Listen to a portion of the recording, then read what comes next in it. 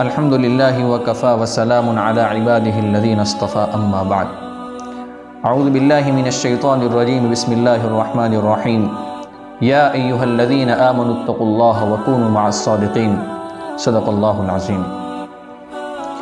میں آپ حضرات کی خدمت میں ایک بڑا زبردست اور ایک انوکھا واقعہ پیش کرنے جا رہا ہوں۔ اس واقعے کو اگر آپ سنیں گے اور اگر ہمارے سینے کے اندر صحیح معنوں میں تڑپتا ہوا دل ہوگا تو اس واقعے کو سن کر ہمارا بھی دل تڑپ جائے گا، ہمارے دل کے اندر احساس پیدا ہوگا کہ اللہ کا خوف اور اللہ کا ڈر یہ ہوتی کیا چیز ہے۔ ہمیشہ ایک چیز یاد رکھیں، چھوٹا گناہ ہو یا بڑا گناہ ہو، ہر گناہ سے بچنے کے لیے اللہ کا خوف ہمارے دل کے اندر ہونا ضروری ہے۔ اللہ کی عظمت ہمارے دل میں ہو، اللہ کی کبریائی ہمارے دل میں ہو، اللہ کی محبت ہمارے دل میں ہو، جہنم کے عذابات کا ڈر ہمارے دل میں ہو، جہنم کے عذابات کا استحذار ہو، میدان محشر کا منظر ہمارے سامنے ہو۔ یہ چیزیں ایسی ہیں جو انسان کو گناہوں سے بچاتی ہیں، انسان کے دل کے اندر اللہ کا خوف اور اللہ کا ڈر پیدا کرتی ہیں۔ اور یہ چیزیں اگر نہ ہو، لاکھ بندہ کوشش کرے، نہ کسی بڑے گناہ سے بچ سکتا ہے، نہ کسی چھوٹے گناہ سے بچ سکتا ہے۔ گناہوں سے بچنے کے لیے اللہ کا خوف اور اللہ کا ڈر، اس کا ہونا یہ بہت ضروری چیز ہے، بہت ضروری چیز ہے، بہت ضروری چیز ہے۔ اللہ ہم سب کو اپنا ڈر، اپنا خوف صحیح معنوں میں نصیب فرمائے۔ واقعہ کیا ہے؟ واقعہ ہے حضرت عبداللہ ابن مبارک رحمۃ اللہ علیہ کا۔ علماء اور طلباء جانتے ہیں کہ عبداللہ ابن مبارک رحمۃ اللہ علیہ حدیث کی دنیا کا ایک بہت بڑا بادشاہ ہے، اور حدیث کی دنیا کے اندر ان کا ایک بہت بڑا مقام اور مرتبہ ہے۔ تمام محدثین ان کو مانتے ہیں۔ وہ فرماتے ہیں کہ ایک مرتبہ میں حج کے بعد واپس آ رہا تھا تو ایک سواری کو اپنی طرف آتے ہوئے دیکھا۔ جب سواری میرے قریب آئی تو مجھے پتہ چلا کہ اس پر کوئی عورت سوار ہے۔ میں نے اس کو سلام کیا، اس نے سلام کے جواب میں قرآن کریم کی آیت پڑھی، سلام قولا من رب الرحیم۔ تو میں سمجھ گیا کہ اس نے میرے سلام کا جواب دے دیا ہے۔ میں نے پوچھا کہ آپ کہاں سے آ رہی ہیں؟ تو کہنے لگی وَأَتِمُّ الْحَجَّ وَالْعُمْرَةَ لِلَّهِ۔ قرآن کریم کی آیت پڑھ کر اس نے مجھے جواب دیا۔ تو میں سمجھ گیا کہ اس نے یہ مجھے بتانا چاہتی ہے کہ میں حج اور عمرہ کر کے میں واپس آ رہی ہوں۔ اس آیت کریمہ کا ترجمہ اور مطلب یہ ہوتا ہے کہ تم حج اور عمرہ کو اللہ کے لیے مکمل کرو۔ پھر میں نے اس کو پوچھا کہ آپ یہاں پر کیسے؟ تو کہنے لگی مَن یُضْلِلِ اللَّهُ فَلَا هَادِیَ لَهُ، جیسے اللہ گمراہ کرے اسے ہدایت دینے والا کوئی نہیں ہوتا ہے۔ میں سمجھ گیا کہ یہ راستہ بھٹک گئی ہے، اور مجھے ایسا اندازہ تھا کہ وہ بوڑھی عورت تھی۔ میں نے پوچھا کہ اماں جان آپ کدھر جانا چاہتی ہو؟ تو اس نے پھر قرآن کریم کی آیت پڑھی۔ دیکھنا یہ کتنی قرآن کریم کی آیتیں پڑھ کر جواب دیتی ہیں۔ اس نے پھر قرآن کریم کی آیت پڑھی، ادخلوا المصر ان شاء اللہ آمنین۔ میں سمجھ گیا کہ یہ بوڑھی عورت ہے، وہ قریب شہر میں جانا چاہتی ہیں۔ میں نے اس سے پوچھا، میں نے اس سے کہا کہ اماں جان میں بھی شہر کی طرف جا رہا ہوں، لہٰذا میں آپ کو راستے کی رہنمائی کر دیتا ہوں، آپ کو فکر کرنے کی ضرورت نہیں ہے۔ تو وہ مجھے چونکہ جزاک اللہ کہنا چاہتی تھی، جیسے ہمارے اوپر اگر کوئی بندہ احسان کرتا ہے تو ہم کہتے ہیں کہ اللہ آپ کو بہترین بدلہ دے، لیکن اس نے یہ الفاظ نہیں کہے، بلکہ پھر قرآن کریم کی آیت پڑھی۔ اس نے کہا وَأَحْسِنُوا إِنَّ اللَّهَ يُحِبُّ الْمُحْسِنِينَ، تم نیکی کرو، اللہ تعالیٰ نیکوکاروں سے محبت کرتے ہیں، نیک کام کرنے والوں سے اللہ پیار فرماتے ہیں۔ میں نے سواری کی نکیل پکڑی اور میں چل پڑا۔ کچھ دور چلنے کے بعد میں نے عربی کے چند اشعار پڑھنے شروع کر دیے۔ تو وہ مجھے روکنا چاہتی تھی کہ آپ اشعار نہ پڑھیں، آپ قرآن پڑھیں، لیکن اس نے یہ الفاظ نہیں کہے، بلکہ پھر قرآن کریم کی آیت پڑھی۔ اس نے کہا فَقْرَؤُوا مَا تَيَسَّرَ مِنَ الْقُرْآنِ، کہ قرآن کریم میں سے جو تمہارے لیے آسان ہو اس کو پڑھو۔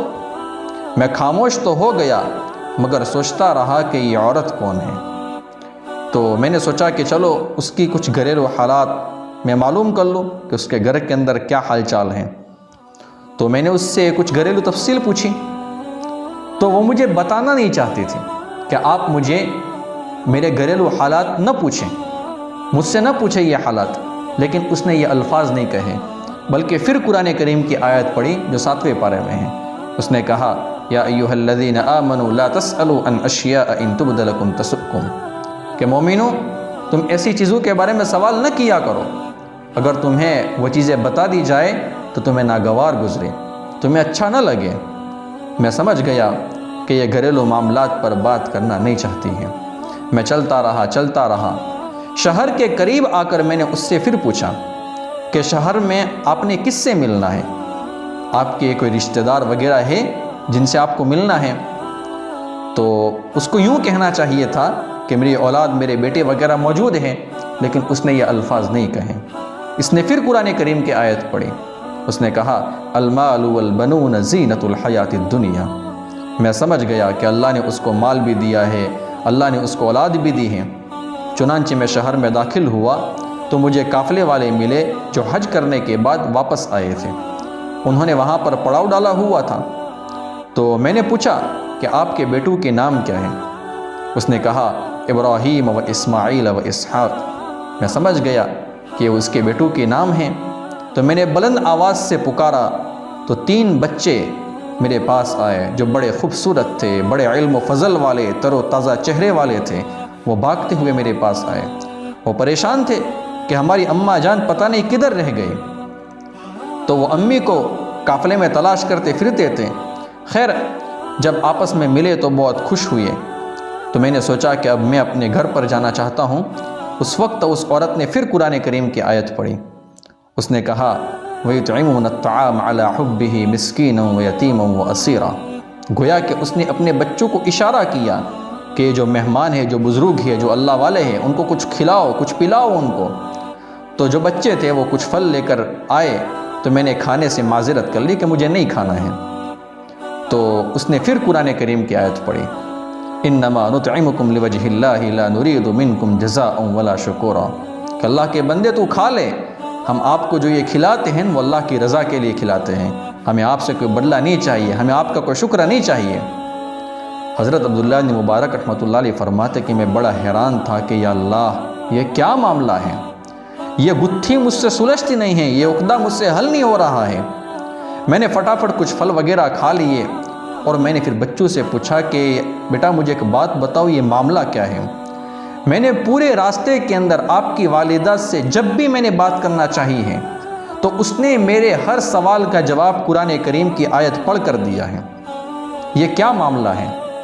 تو ان بچوں نے کہا کہ حضرت اصل میں معاملہ یہ ہے کہ میری والدہ قرآن کریم کے حافظہ ہیں اور احادیث مبارکہ کی بہت بڑی عالمہ ہیں، اور ان کے دل کے اندر اللہ تبارک و تعالیٰ کا ڈر اور اللہ تبارک و تعالیٰ کا خوف یہ ایسا پیدا ہو گیا ہے، اور اللہ تبارک و تعالیٰ نے ایسا بٹھا دیا ہے کہ انہوں نے جب سے یہ جان لیا ہے کہ مجھے اپنے ہر بول کا اللہ تبارک و تعالیٰ کے دربار میں حساب دینا ہے، ما یلفظ من قول الا لدیہ رقیب عتید، یہ آیت ان کے دل و دماغ کے اندر بیٹھ گئی ہیں کہ میں جو بھی بولتی ہوں ایک نگران اس کی نگرانی کرتا ہے، یہ چیزیں محفوظ ہو جاتی ہیں، مجھے اللہ کے دربار میں پوچھا جائے گا۔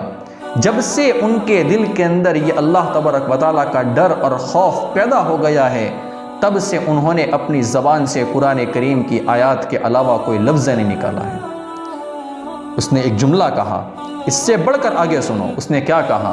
ان لڑکوں میں سے ایک لڑکے نے کہا کہ حضرت میری والدہ نے اپنی زبان مبارکہ سے 20 سال سے قرآن کریم کی آیات کے علاوہ اور کوئی لفظ نہیں نکالا ہے۔ ایک دو دن کی بات نہیں ہے، 20 سال سے اپنی زبان سے قرآن کریم کے علاوہ کوئی لفظ نہیں نکالا ہے۔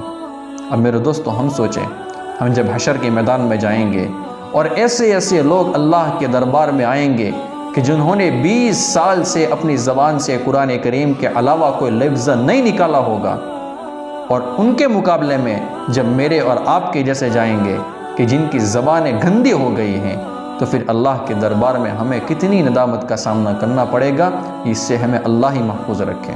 اس لیے ہمیں چاہیے کہ ہم اپنی زبان کی حفاظت کریں، اپنے دل میں اللہ کا ڈر اور اللہ کا خوف پیدا کریں۔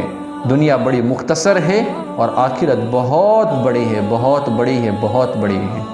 ہمیں اس آخرت کے لیے اس دنیا کے اندر تیاری کرنی ہے، حقوق العباد کا بھی خیال رکھنا ہے اور حقوق اللہ کا بھی خیال رکھنا ہے۔ اللہ تبارک و تعالی مجھے اور آپ کو کہنے سننے سے زیادہ عمل کرنے کی توفیق عطا فرمائے۔ اقول قولی ھذا واستغفر اللہ وآخر دعوانا ان الحمد للہ رب العالمین۔